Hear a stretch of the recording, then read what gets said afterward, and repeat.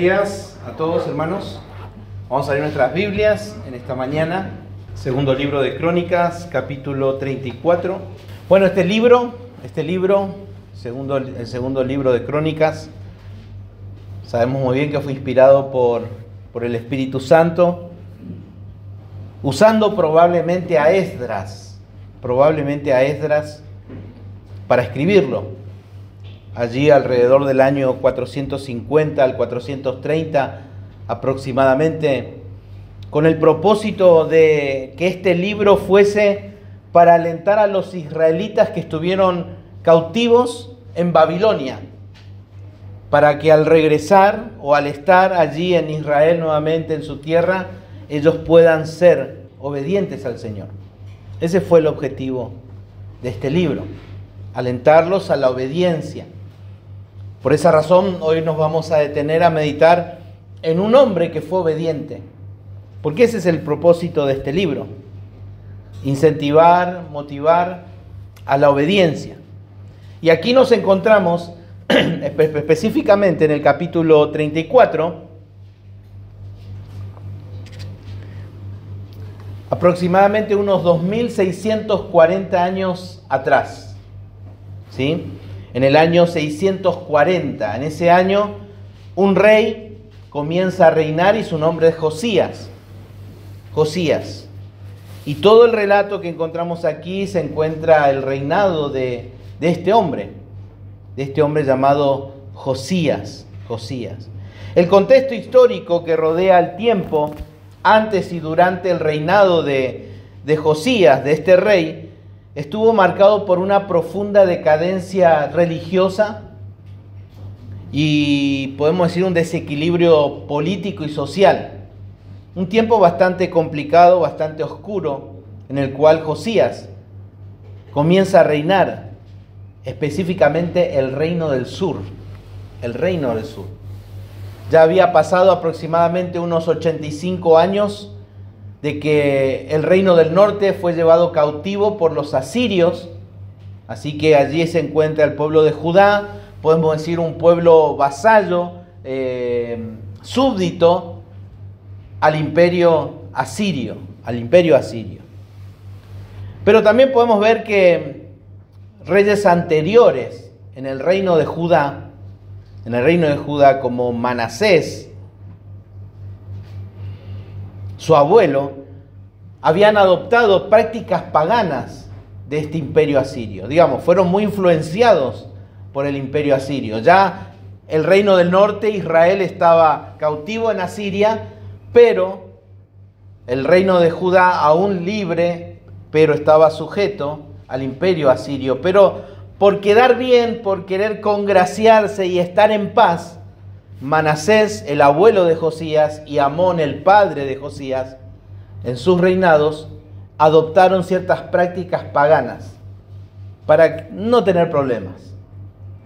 Y eso perjudicó grandemente a la nación, al reino del sur. Y justamente el reinado de su abuelo y de su padre fueron justamente caracterizados por la iniquidad y la violencia. Y Amón, el padre de Josías, fue asesinado justamente por una conspiración por sus propios siervos, porque se dieron cuenta de que esto ya no iba más.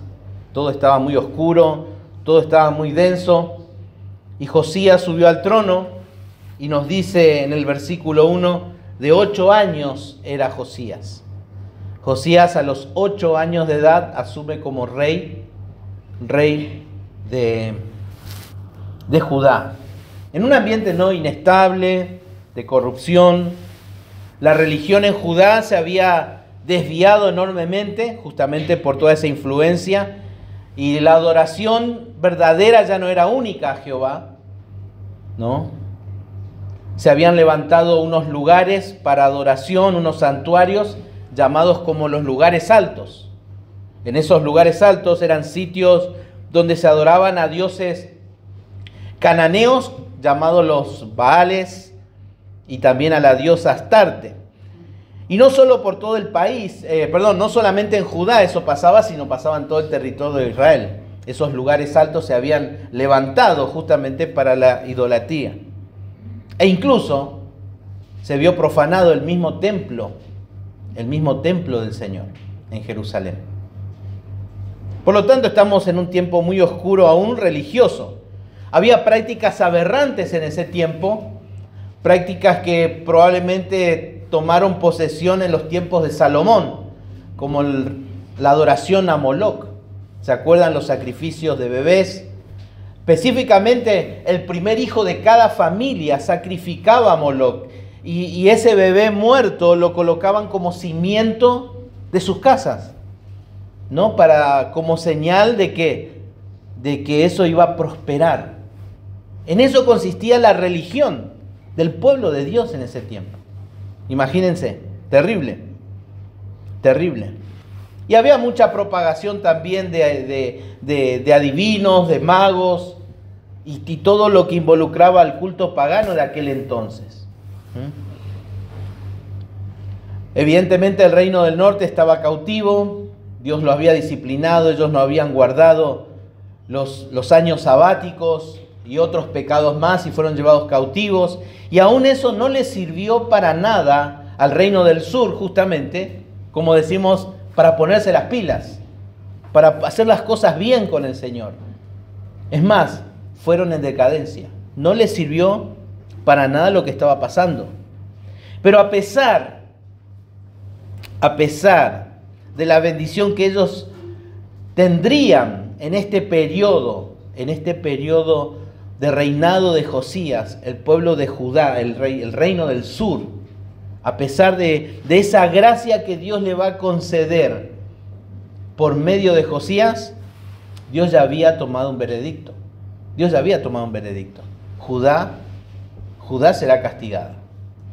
Y los profetas que estuvieron allí, que fueron contemporáneos o que tuvieron ministerios durante el tiempo de Josías, fue Jeremías. Probablemente Jeremías era de la misma edad del rey Josías.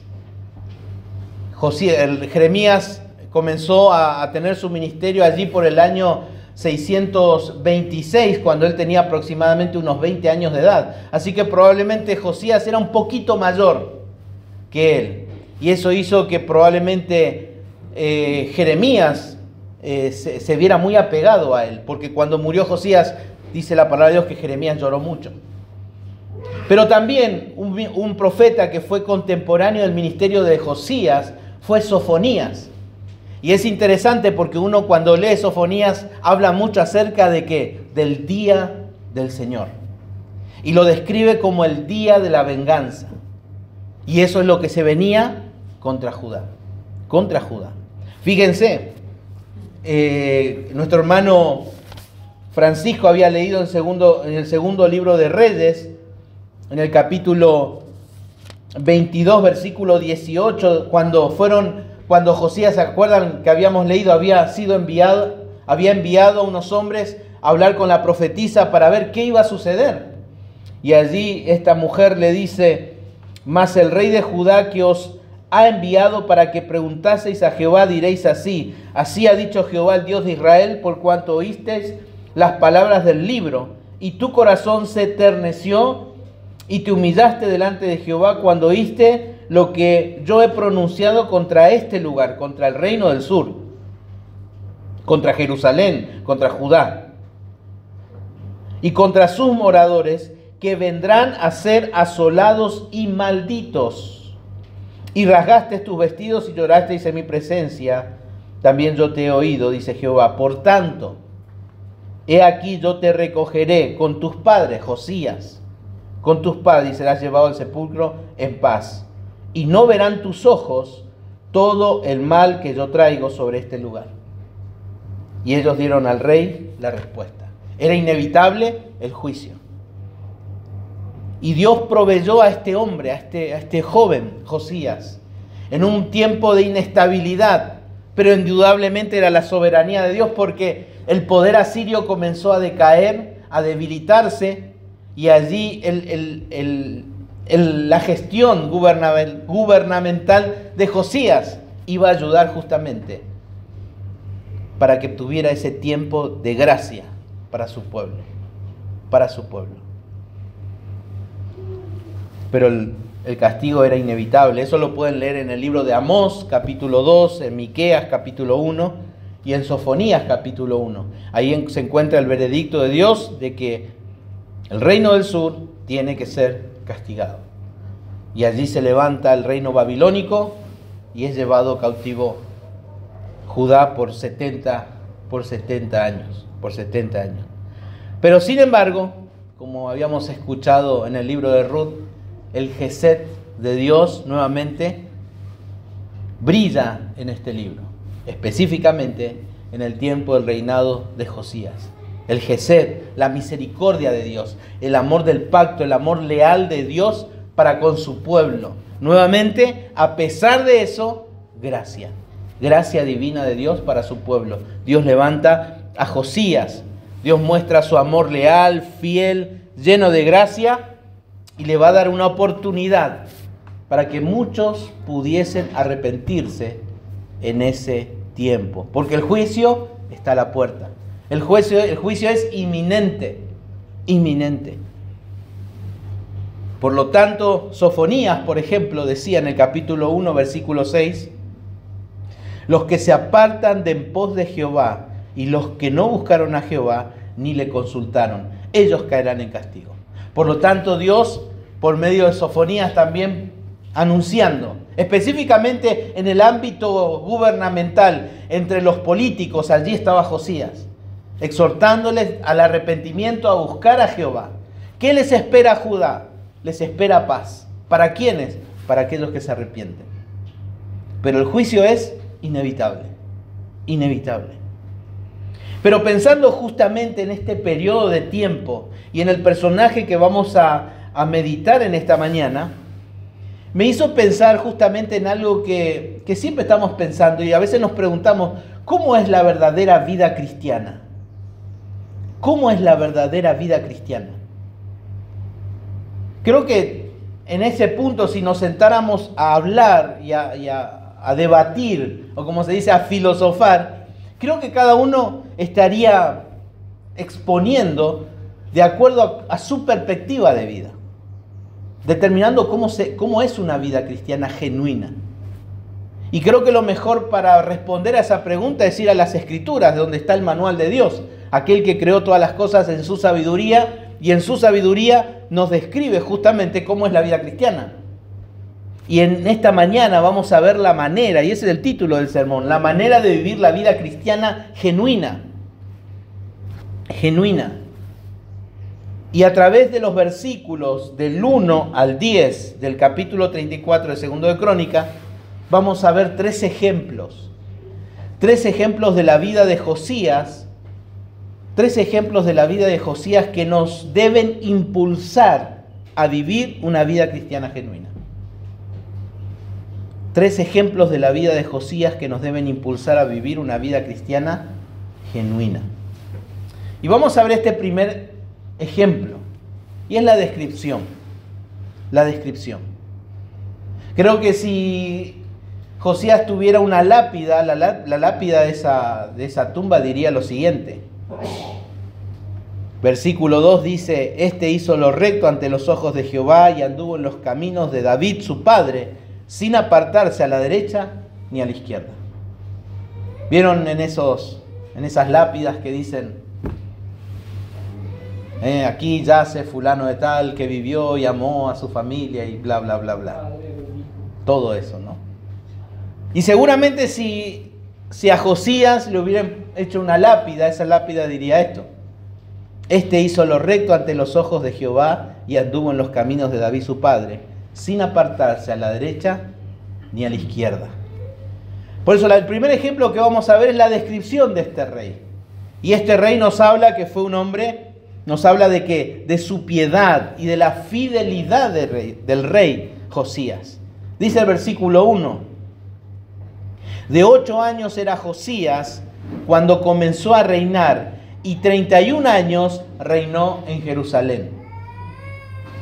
Josías murió a los 39 años en batalla. A los 39 años. Comenzó joven, murió joven. Muy joven. Y aquí nos dice justamente que Josías podemos ver también en la Biblia, que Josías fue el cuarto de los últimos reformadores del reino del norte. Podemos encontrar primeramente al rey Asa, en Primero de Reyes, capítulo 15, y nos dice acerca de él que hizo lo recto ante los ojos de Jehová como David su padre. Son 4 reyes que también se describen con esta característica, que ellos anduvieron como David su padre. Después Josafat en Primero de Reyes, capítulo 22, versículo 43, dice que él anduvo en todo el camino de Asa, su padre, y no se apartó de él haciendo lo recto ante los ojos de Jehová. Con todo eso, los lugares altos no fueron quitados. Digamos, fue y no fue. No fue tan extremo. Después tenemos a Ezequías, en Segundo de Reyes, capítulo 18, versículo 3, que también hizo lo recto ante los ojos de Jehová, conforme a todas las cosas que había hecho David, su padre. David, su padre. El rey Ezequías también fue uno de los destacados por su fidelidad. Aunque leyó la Biblia, leyó las Escrituras, pero no fue tampoco tan obediente. Pero en cuarto lugar encontramos a Josías. Como dice en el capítulo 22, versículo 2 que habíamos leído, e hizo lo recto ante los ojos de Jehová, y anduvo todo el camino de David su padre, sin apartarse a derecha ni a izquierda. Ahí cuando dice David su padre no quiere decir que todos fueron del mismo. No. Ezequías fue el bisabuelo de Josías. Cuando habla de David su padre está hablando de su antepasado, del rey David. Pero es interesante con respecto a Josías, porque la Biblia justamente lo considera el modelo más perfecto de obediencia. El ejemplo más perfecto de obediencia, incluso superando a David.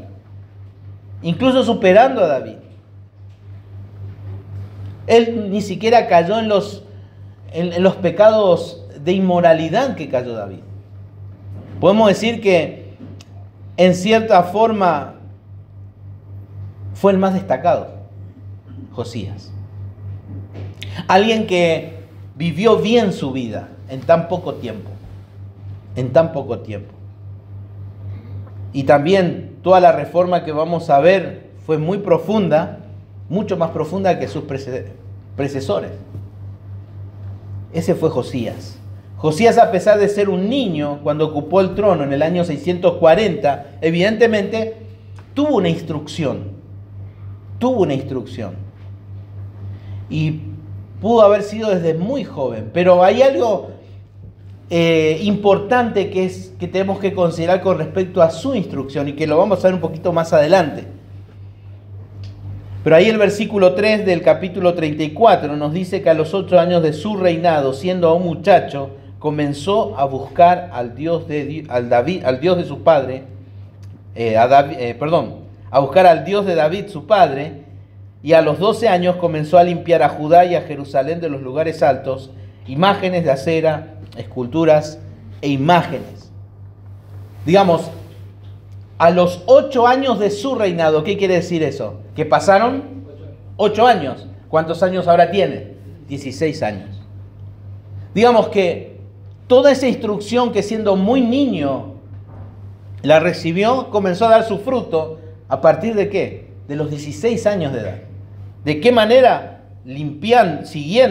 Comenzando a buscar al Dios de David, su padre. Digamos que él comenzó a vivir su vida cristiana a partir de los 16 años de edad. Y para él fue muy importante porque ¿qué dice? ¿Cómo lo comenzó a buscar? Y luego dice, y a los 12 años, ¿qué quiere decir? A los 12 años que comenzó su reinado. ¿Cuántos años ahora tiene? 20 años. Y a los 20 años él comienza a limpiar Jerusalén. Él creo que entendía muy bien que para guiar a otros uno debe ir más lejos, ¿no? Y comenzó a ahondar en la limpieza del pueblo. Él sabía que la cuestión en Judá era espiritual. Y de esta manera se puede ver la vida, la descripción de este joven, un hombre, un muchacho, adolescente que ama a Dios, que fue fiel a Dios, que fue piadoso para con Dios. Y esa era la descripción. Un hombre que siguió el buen ejemplo. El buen ejemplo. Ahora, en segundo lugar, a partir del versículo 3 en adelante, vamos a ver la devoción del rey Josías. La devoción. ¿Y cómo se vio esto? Bueno, a los 16 años comenzó a buscar a Dios, siendo él muy muchacho, y a los 20 años comienza a limpiar Judá y a Jerusalén.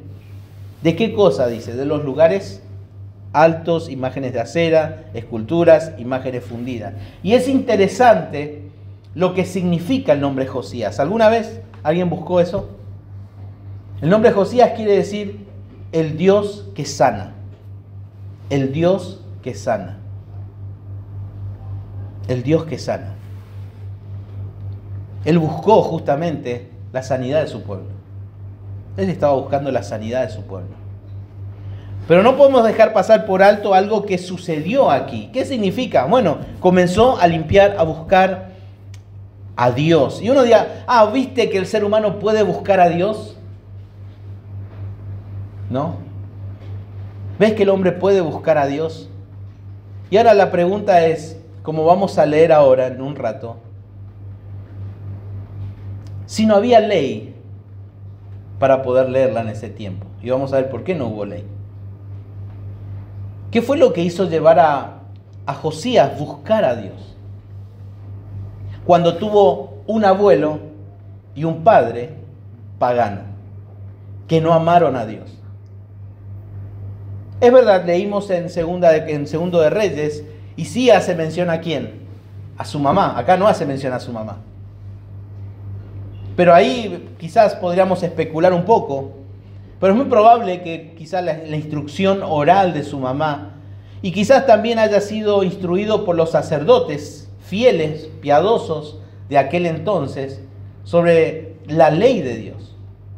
Y vamos a ver cuán impactante fue para él haber leído la ley de Dios. Bueno, indudablemente Dios soberanamente puso ese deseo en el corazón de Josías. Comenzó a buscar a Dios.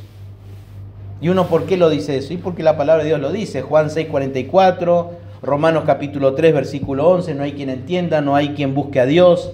Filipenses 2:13, que dice, porque Dios es el que pone en vosotros el querer como el hacer, por su buena voluntad. Josías era un muchacho que comenzó a buscar al Dios de David, su padre, con tan solo 16 años, y esta búsqueda genuina se manifestó de una manera. Comenzó a limpiar. Comenzó a limpiar. En eso consiste la obra soberana. Uno puede buscar a Dios y a veces busca a Dios, pero ¿y los cambios dónde están? Y se jactan, pero cambio no hay. Pero buscó a Dios, pero cambio no hay. Pero acá podemos ver claramente que hay un cambio, hay una búsqueda, pero hay un cambio. Hay un cambio. Y esta fue la obra soberana de Dios por la implicación justamente de lo que le enseñaron en la palabra de Dios. Podemos ver que probablemente su mamá haya sido una mujer piadosa, una mujer espiritual, y su juventud, digamos, esos pequeños primeros pasos, así se acuerdan como Samuel, también fue instruido por los sacerdotes y ancianos de aquel entonces. Pero él buscó en base a lo que conocía de Dios.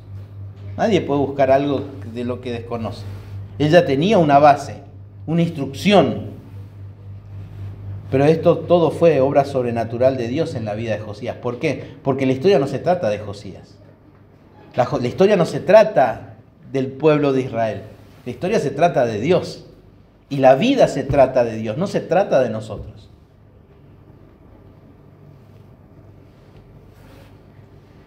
Pero fue la instrucción bíblica que habría recibido. Y ahora lo interesante de esto es que él no tenía acceso a la palabra de Dios. Él no tenía acceso a la ley de Dios. En un momento tan oscuro, donde su abuelo, su padre, menospreciaron a Dios, aprobaron todo tipo de paganismo, dejaron afuera la palabra de Dios. Y en medio de todo ese contexto, Josías, siendo muy joven, buscaba a Dios, seguía el buen ejemplo y mostraba una devoción clara. Pero él no poseía la palabra de Dios, la ley en este caso. ¿Por qué podemos afirmar eso? Fíjense el versículo 14 del capítulo 34. Una de las cosas que Josías hizo fue la reparación del templo. Y cuando envió justamente a unas personas para reparar, había un sumo sacerdote, Hilcías, y él encuentra la ley de Dios. Y dice allí, y al sacar el dinero que había sido traído a la casa de Jehová, el sacerdote Hilcías halló el libro de la ley de Jehová dada por medio de Moisés. Digamos, la encontró, que estaba escondida, alguien la escondió. ¿Qué pasó? Y ahora vamos a ver qué pasó. Digamos, no tuvieron acceso a la ley de Dios. Y aún así, él estaba buscando a Dios. Por eso, esto era una obra sobrenatural.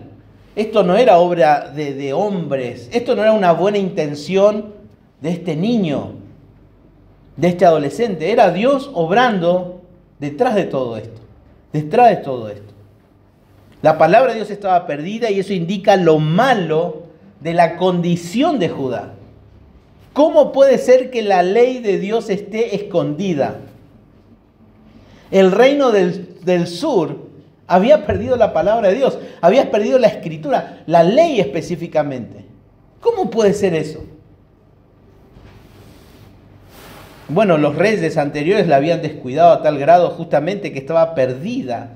¿Dónde? En el templo. ¿Vieron cuando alguien va, limpia las cosas y empieza a encontrar las cosas perdidas? Pasó exactamente eso. ¿Qué pasó aquí? Ahora, si la palabra de Dios estaba perdida, ¿cómo es que Josías la escuchó? Si estaba perdida, ¿cómo es que la escuchó? Oralmente. Oralmente. Oralmente. Y aquí nos encontramos con un joven fiel al Señor, con mucha responsabilidad, un creyente genuino, honrando al Señor. Y esto nos muestra que realmente en la Biblia también encontramos otros jóvenes como él. ¿Se acuerdan? Tenemos a José, tenemos a Daniel, sus amigos, María, la madre del Señor. Digamos, personas que aún ni siquiera habían salido de la adolescencia. Y ellos fueron ejemplos, amaron a Dios. Ahora también es importante entender que ser joven no es un impedimento para buscar al Señor. En verdad todos somos responsables de buscar al Señor como Josías. En Josías vemos justamente a un muchacho que comenzó a buscar al Dios verdadero, al Dios de David, y siendo muy joven, él tuvo la valentía de limpiar y juzgar a Jerusalén. Dice el versículo que limpió a Judá y a Jerusalén de todos los lugares altos. Pero fíjense de qué manera lo hizo. Dice el versículo 4. Y derribaron delante de él los altares de los Baales e hizo pedazos las imágenes del sol que estaban puestas encima. Despedazó también las imágenes de acera, las esculturas y estatuas fundidas, y las desmenuzó y esparció el polvo sobre los sepulcros de los que lo habían ofrecido sacrificios. Quemó además los huesos de los sacerdotes sobre sus altares y limpió a Judá y a Jerusalén. Las descripciones que hace aquí el autor demuestran el grado de maldad que se había entregado el pueblo del norte, el pueblo del sur, el pueblo de Judá, el reino del sur. Este es el pueblo de Dios, ¿eh? Este no es el pueblo filisteo, este no es un pueblo enemigo, este era el pueblo de Dios. En eso estaba involucrado. Y vean lo plural de todo esto: altares, imágenes, esculturas, estatuas fundidas. Toda la región estaba infectada de paganismo, de idolatría. y de las más altas aberraciones. ¿Pero qué hizo él? Las desmenuzó y esparció el polvo sobre los sepulcros de los que habían ofrecido sacrificios. Es como que hubo una minga. Eso hizo, ¿no? O sea, una minga por todo Judá y todo Jerusalén. Quitando toda estatua, todo mobiliario de idolatría. Y esta limpieza y demolición no solo era en el área material, sino también, fíjense, versículo 5, quemó además los huesos de los sacerdotes sobre sus altares y limpió a Judá y a Jerusalén. Uno dirá, bueno, ¿qué hizo Josías? Bueno, profanó las tumbas de los sacerdotes paganos, les prendió fuego y tiró el polvo sobre los altares. Bueno, fíjense en Segundo de Reyes, capítulo 23, versículo 20.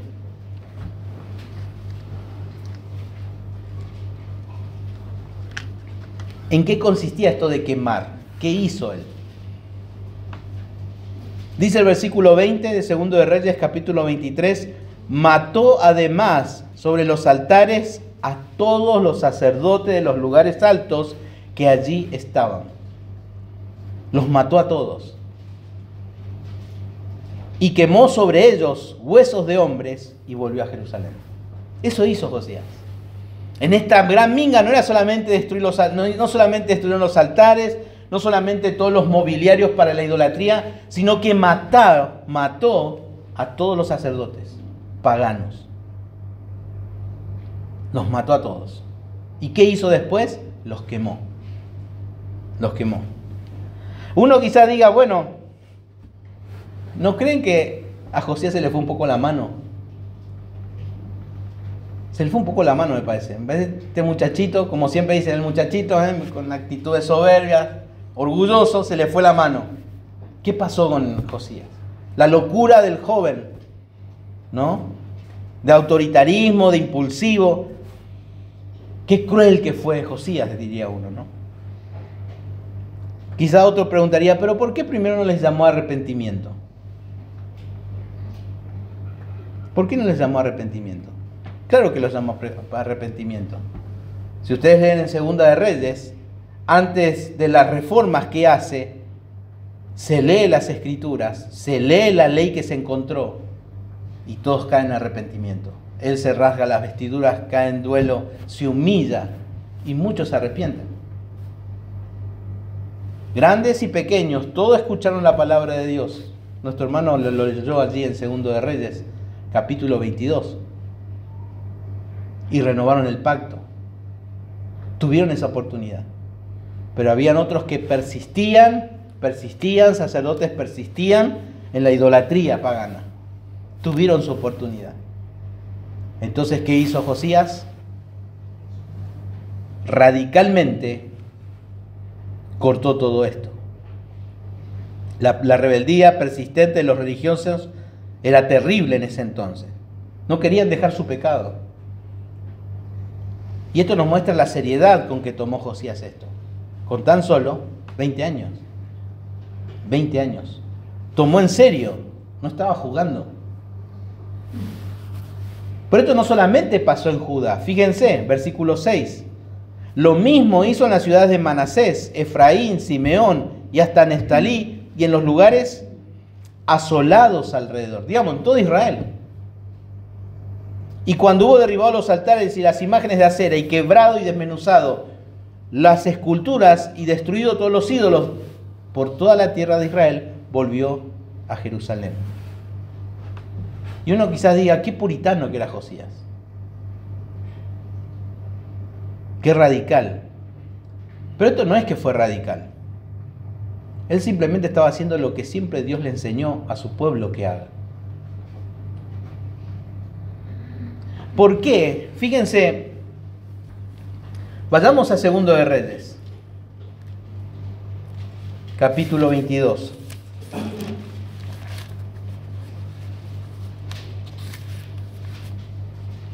Nuestro hermano había leído el versículo 10 después de que el sacerdote Hilcías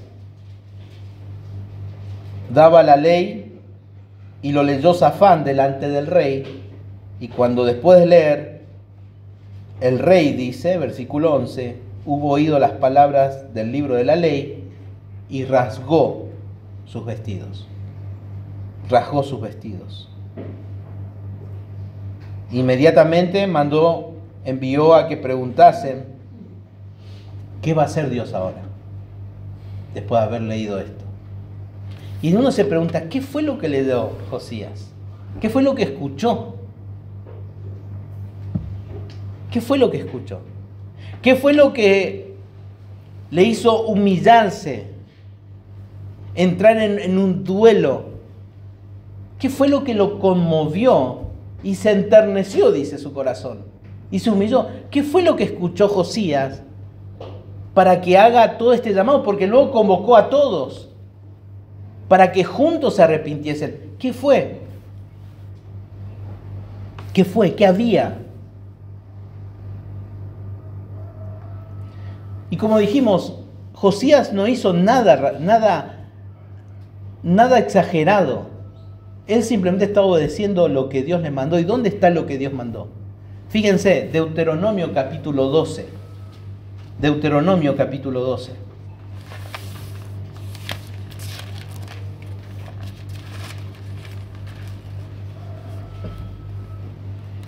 Versículo 1.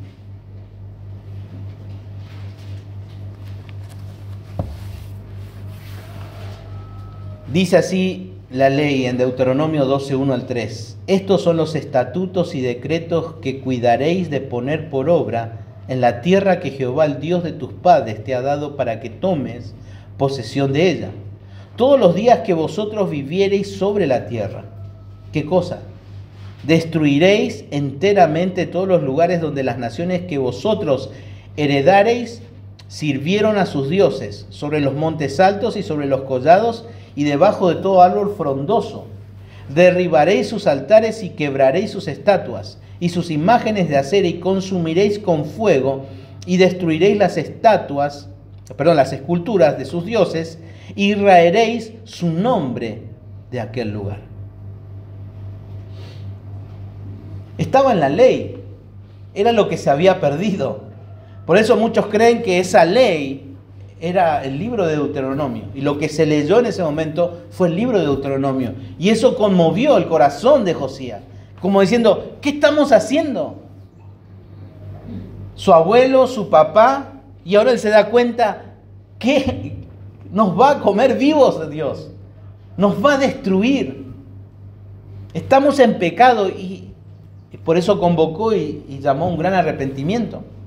Y por eso Sofonías también ahí comenzó a hablar sobre el día de la ira de Dios, el Dios de venganza.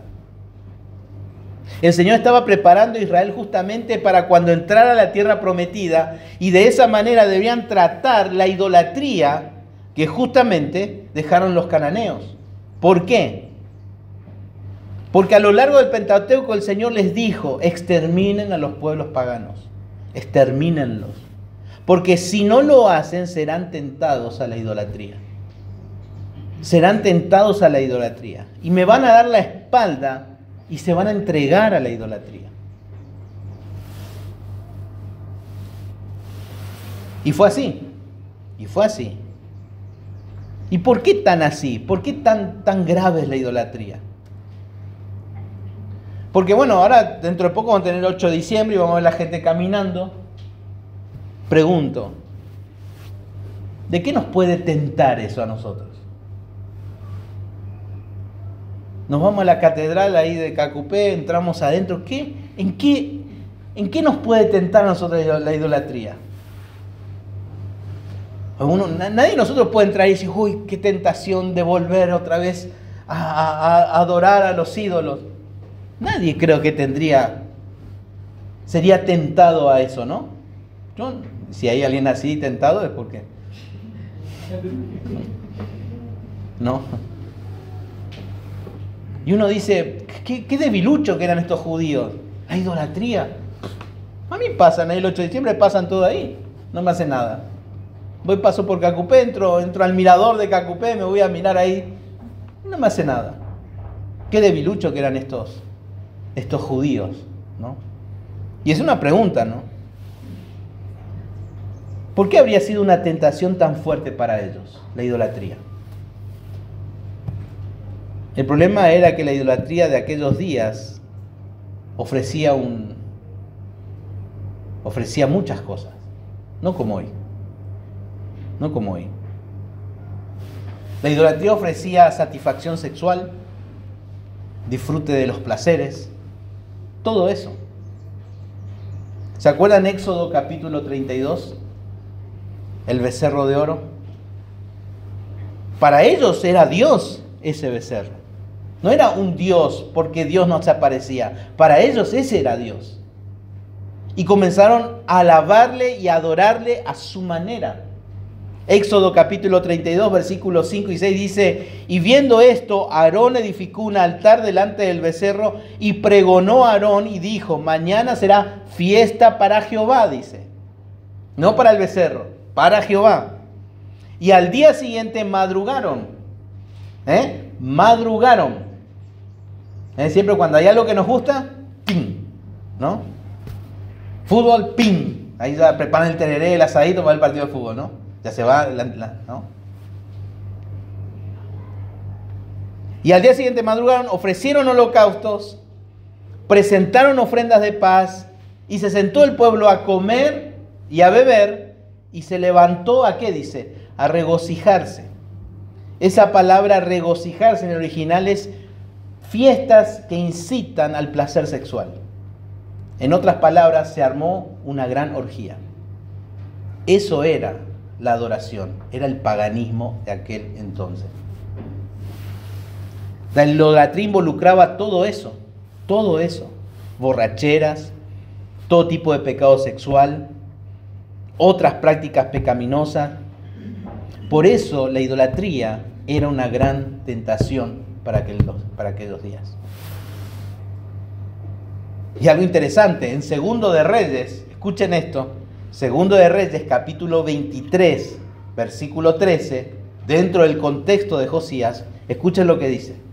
Asimismo profanó el rey Josías los lugares altos que estaban delante de Jerusalén a la mano derecha del monte de la destrucción, los cuales, escuchen, los cuales Salomón, rey de Israel, había edificado a Astoret, ídolo abominable de los sidonios, a Quemos, ídolo abominable de Moab, que sería también Moloc, y a Milcom, ídolo abominable de los hijos de Amón.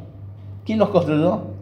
El hombre más sabio del planeta, Salomón.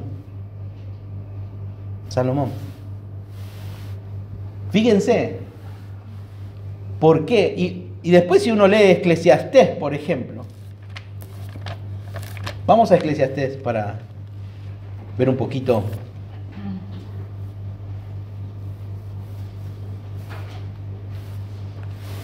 ¿Por qué la idolatría era tan dañina, tan aberrante? ¿Qué es lo que producía? Eclesiastés capítulo 2, versículo 1. Dice: dije yo en mi corazón, ven ahora, te probaré con alegría y gozarás de bienes. Versículo 2. A la risa dije, enloqueces, y al placer, ¿de qué sirve esto? Versículo 3.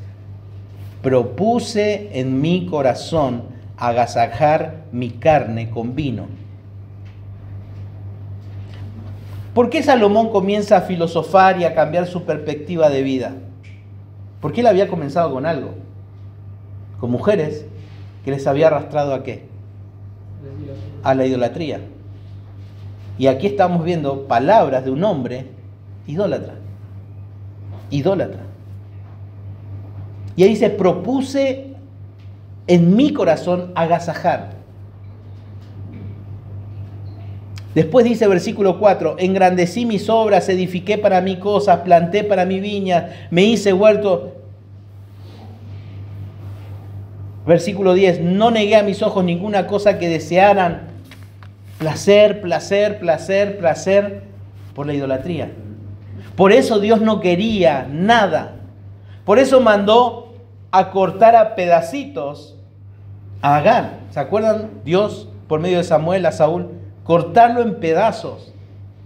Que no quede nada. No lo hizo. Por eso David fue con la espada y le cortó la cabeza a Goliat. Por las dudas, a veces que no se levante. Lo cortó, lo mató. Lo mató.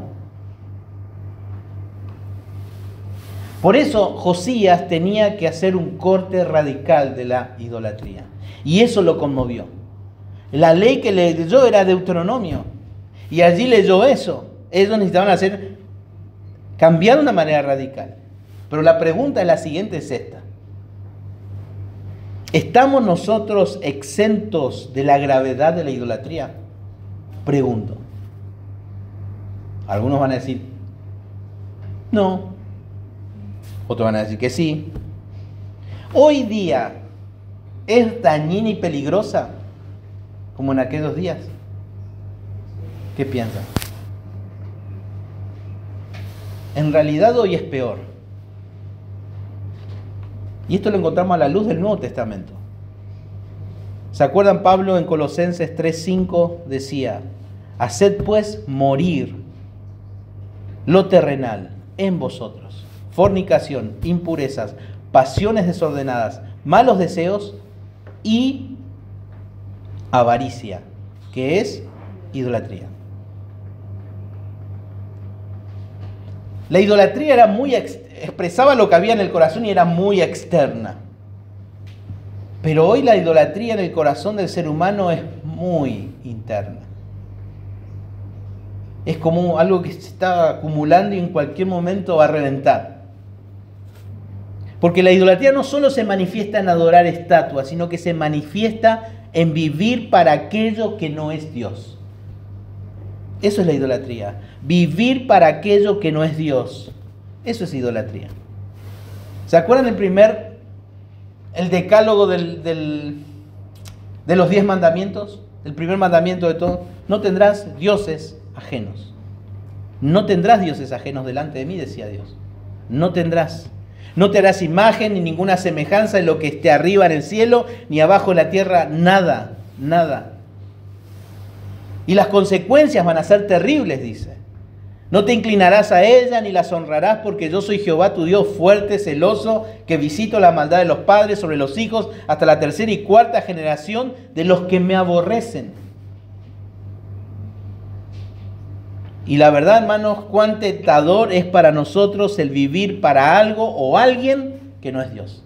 Es muy tentador, ¿no? Eso sí, es muy tentador.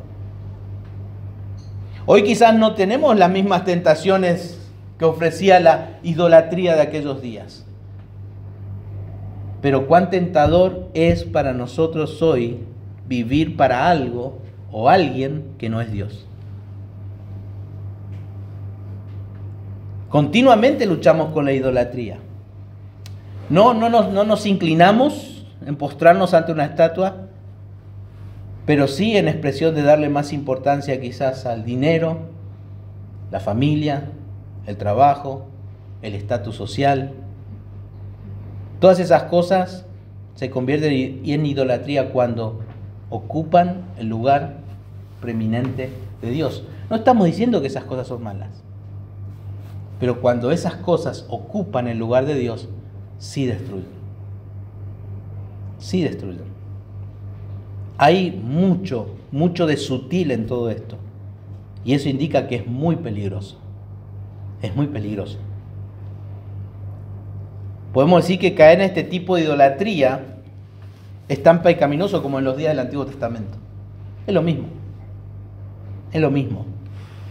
Hoy nuestra lucha es no colocar en primer lugar al Señor y no confiar en Él. En eso luchamos constantemente.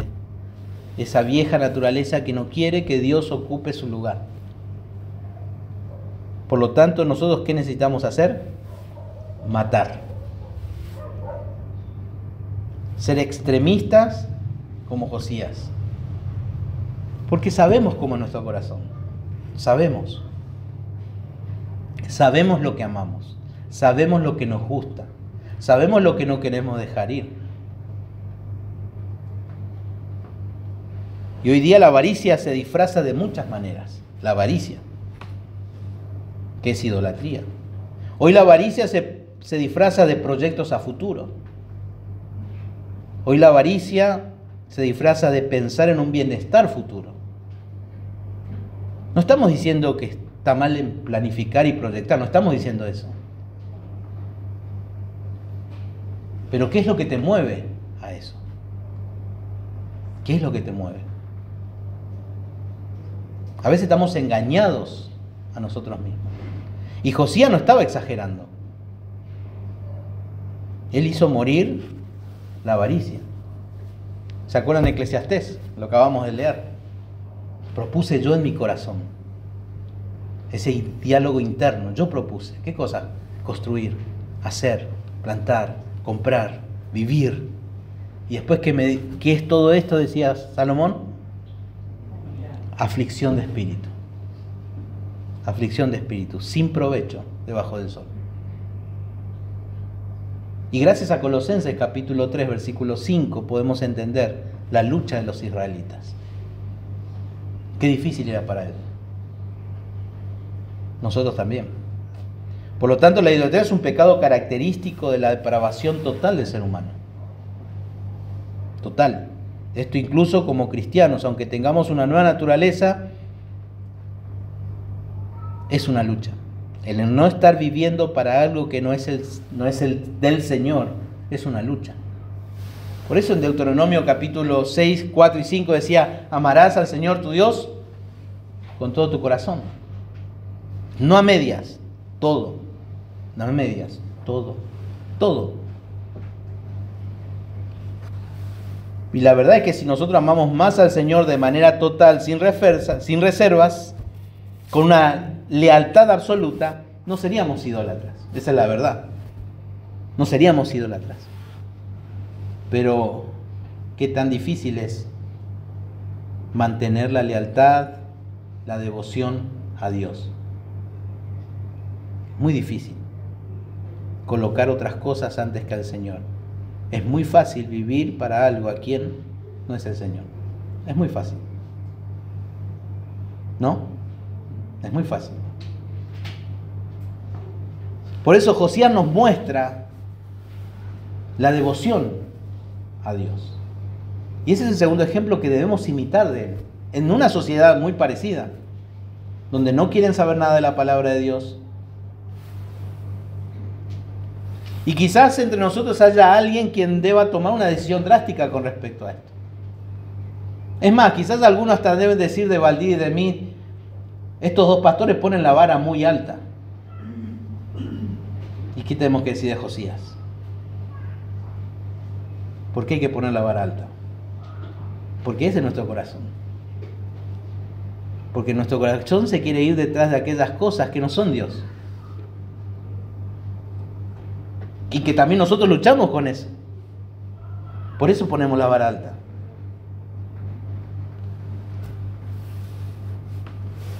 Por lo tanto, lo que hizo Josías en esta reforma del 3 al 7 no era algo nuevo. No era algo nuevo, no era algo innovador. Lo que él estaba haciendo era obedeciendo a lo que la palabra de Dios decía. Eso es lo que estaba haciendo, obediencia. Estaba haciendo lo que Ezequías no hizo. Ezequías había leído, estaba conmovido por las Escrituras, pero no fue obediente. No alcanza con leer y escuchar la palabra de Dios. No alcanza. Esto que hoy estamos haciendo no alcanza. Hay que obedecer. Hay que obedecer.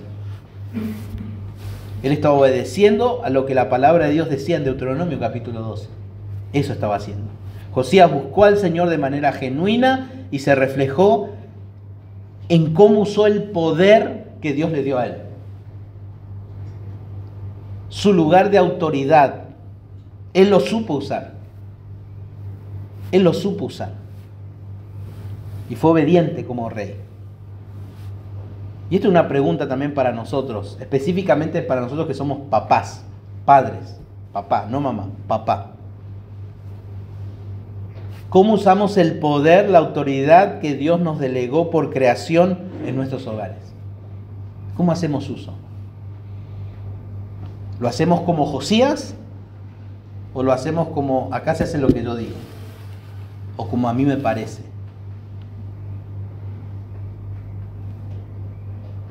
Pero si nosotros continuamos en la narrativa, podemos observar que Josías continuó manifestando fe genuina. Fe genuina. Esta es la manera de vivir la vida cristiana.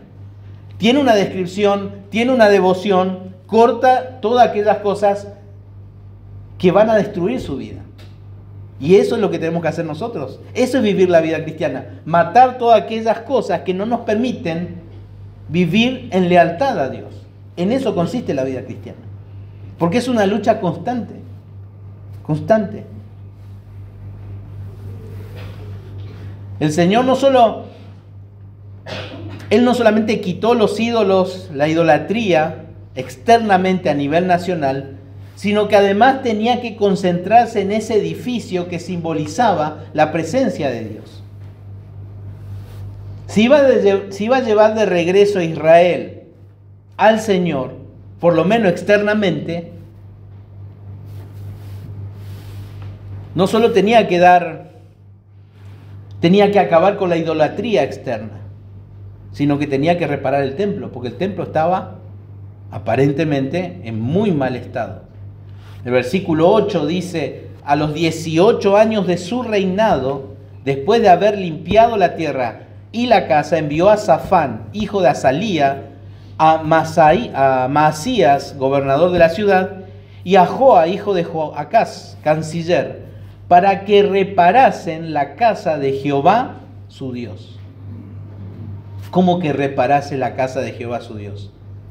Si el templo fue destruido en el 586 a.C.,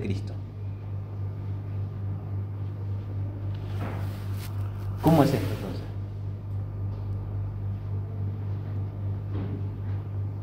Bueno, ¿qué sucedió con el templo?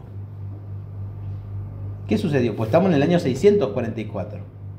Digamos, podemos decir que 54 años después de esto el templo es destruido por los babilonios. Entonces, ¿cómo es que la casa de Dios no está en buen estado? ¿Qué pasó? ¿Qué sucedió acá? ¿Por qué el templo de Jerusalén tuvo que ser reparado en los tiempos del rey Josías? Si el templo no fue destruido, ¿qué pasó? Bueno, principalmente debido a dos razones. Primero, el templo había sufrido un gran deterioro. No se usó más. Es el estado espiritual. Lo que era el centro de la adoración del pueblo no se usó más. Por lo menos para adorar al verdadero Dios, a Jehová. No se usó. Es más, esto todo fue generalmente en los tiempos de su abuelo y de su papá. Ellos habían promovido prácticas idólatras, en Judá.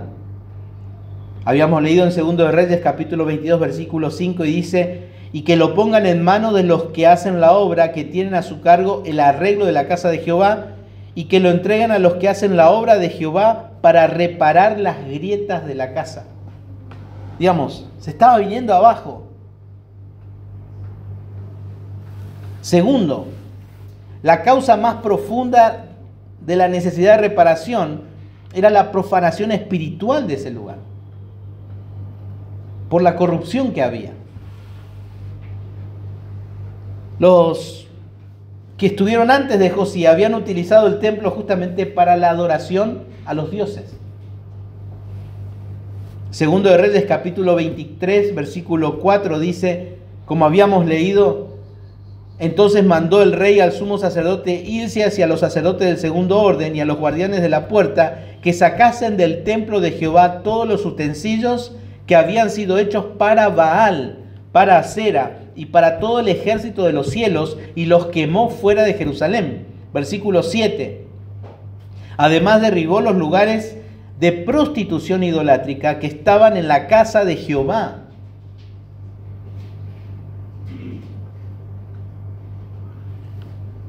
Y allí fue donde después se encuentran la ley de Dios. Ahora la pregunta es, ¿dónde tendría que haber estado la ley de Dios? ¿Dónde? En el templo se encontró. Pero ¿por qué no lo pudieron encontrar? ¿Dónde tendría que haber estado? En un lugar específico, ¿no? ¿Cuál era ese lugar específico? La ley de Dios tenía que estar en el arca del pacto, o por lo menos junto al arca del pacto. Además de las tablas de la piedra, el rollo físico, la ley del libro de Moisés tenía que estar ahí. Y probablemente haya sido Deuteronomio o todo el Pentateuco. Y tenía que estar ahí, debía estar custodiando el arca. Deuteronomio capítulo 31, versículo 26 y 27 dice: tomad este libro de la ley y ponedlo al lado del arca del pacto de Jehová vuestro Dios, y esté allí por testigo contra ti, porque yo conozco tu rebelión y tu dura cerviz. He aquí que aún viviendo yo con vosotros hoy, sois rebeldes a Jehová, ¿cuánto más después que haya muerto? La ley tenía que estar junto al arca del pacto. ¿Dónde estaba eso? En el lugar santísimo. Y allí la ley estaba por testigo de cómo ellos se tenían que conducir. Por eso el pueblo estaba como estaba. Por eso estaba el pueblo como estaba. Imagínense, tantos años, cada rey de esa manera. Y yo les digo una cosa, hermanos, y nosotros a veces pretendemos vivir solamente con escuchar la palabra de Dios el domingo. Solamente. Y con eso es suficiente. Y no pidas más, porque no tengo tiempo. No tengo tiempo. ¿Ustedes piensan que un rey no tenía tiempo en aquel entonces? Él era el que más tenía que estar aferrado a la ley. Él.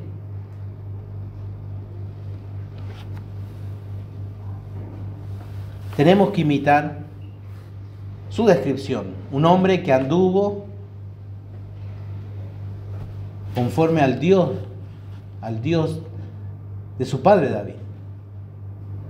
Y que no se apartó ni a derecha ni a izquierda en tan poco tiempo de vida.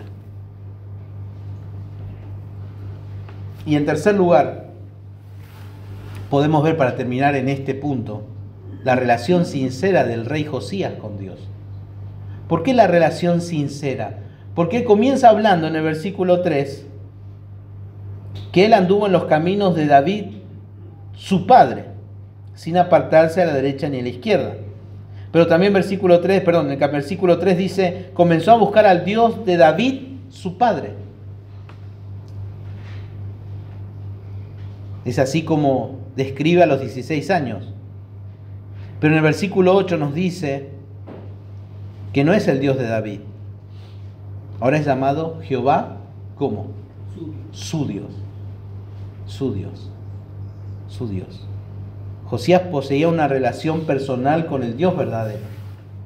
Y la preocupación de Josías era regresar a esa relación tan preciosa con el Dios Gesed.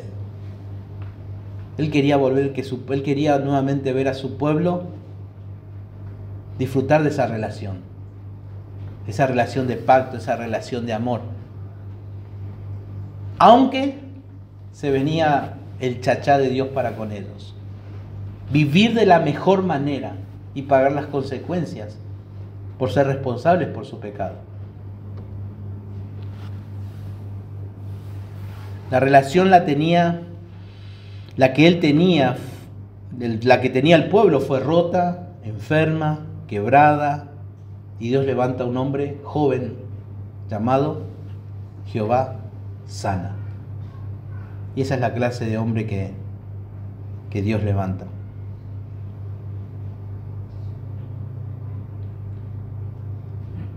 Pero las construcciones de lugares altos revelaron la condición espiritual de ellos. Imagínense, ellos comenzaron a construir lugares altos por todos lados. La pluralidad que se encuentra es terrible. Imágenes, lugares altos, estatuas. Y eso nos deja a nosotros una enseñanza profunda también. Es la manera en que tratamos lo tangible o lo visible, revela justamente lo intangible, lo invisible en nuestra vida. ¿Qué queremos decir con esto? La manera en la que tratamos lo material en nuestra vida revela lo espiritual en nuestra vida. La manera en cómo tratamos lo material en nuestra vida revela o muestra o manifiesta lo espiritual en nuestra vida.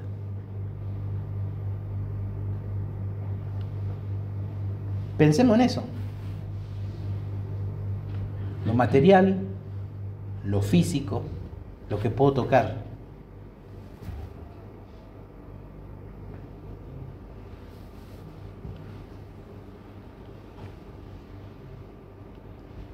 Y esto no es nada nuevo. Esto no es nada nuevo. ¿Por qué decimos? Porque a lo largo de las Escrituras, en la misma sabiduría del Señor dijo algo. Porque donde está vuestro tesoro, está vuestro corazón. Y ese era el corazón del pueblo. Y en medio de todo eso se levantó un hombre, con autoridad, pero muy jovencito. Muy jovencito. Con un corazón para Dios.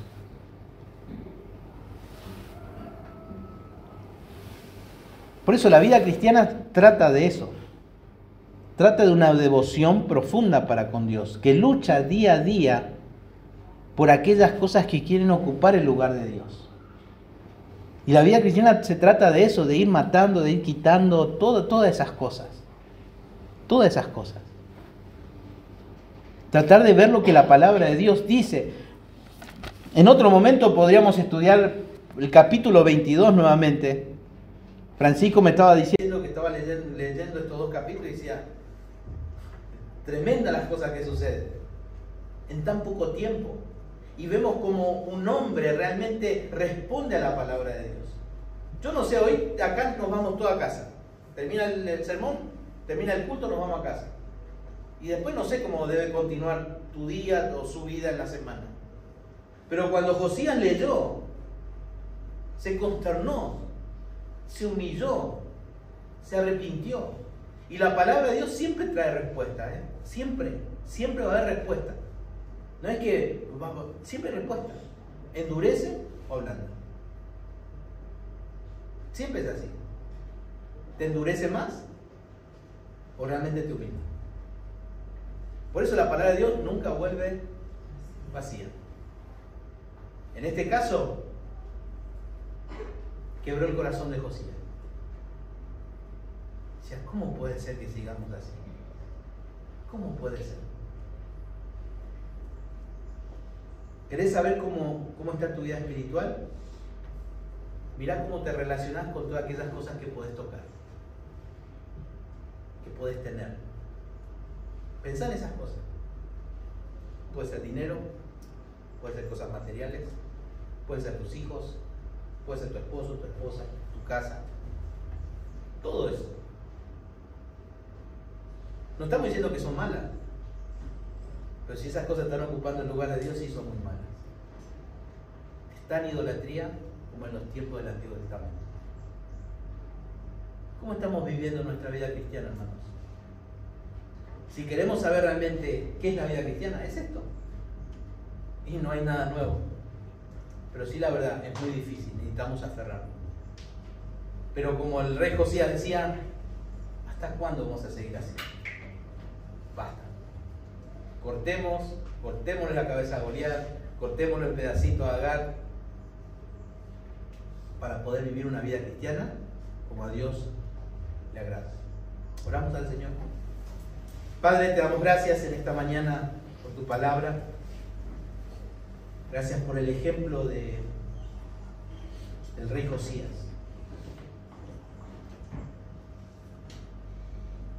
Su fidelidad, Señor, nos debe impulsar a imitarlo. Su devoción, su relación contigo, Señor, es ejemplar. que no hubo condiciones para que Él manifieste fidelidad a ti. Y realmente, Señor, esto nos debe llevar a pensar en cómo estamos viviendo nuestra vida. Danos sabiduría en tu palabra para analizar, Señor, y evaluar todas aquellas cosas que tenemos, por todas aquellas cosas que día a día nos despertamos y luchamos y nos esforzamos para que se mantengan. Señor, ayúdanos, danos sabiduría, danos de tu luz, Señor, para examinar nuestro corazón. Ayúdanos, Señor, a no caer en el pecado de la idolatría, Señor. Gracias nuevamente por la vida de mis hermanos hoy presentes. Pido por sus vidas y que en este día también sigamos meditando en lo que tu palabra